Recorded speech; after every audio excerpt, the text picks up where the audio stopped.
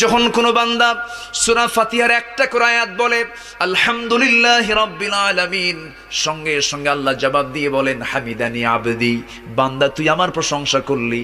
আর রহমানির রহিম যখন বলে আল্লাহ বলেন আসনা আলাইয়া আবদি। মালিক ইয়াউমিদ্দিন যখন বলে আল্লাহ বলেন মাজ্জাদানি আবদি। এরপরে যখন বলে ইয়াকা না'বুদু ওয়া ইয়াকা নাস্তাঈন পর্যন্ত যখন বলে আল্লাহ বলেন বান্দারে তুই আমার কাছে কি চাস, প্রাণ খুলে চা রে বান্দা।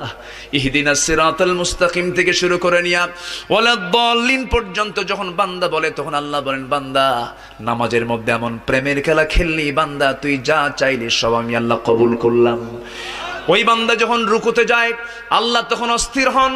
ওই বান্দা যখন সিজদায় যাওয়ার জন্য প্রস্তুতি নাই, সমস্ত ফেরেশতাকে ডাক দিয়ে বলেন ও ফেরেশতারা, এই বান্দাগুলো আমাকে দেখলো না, রাসূলকে দেখলো না, কোরআনকে দেখে হাদিসকে বিশ্বাস করে আমাকে খুশি করার জন্য তার সবচেয়ে সম্মানজনক জায়গা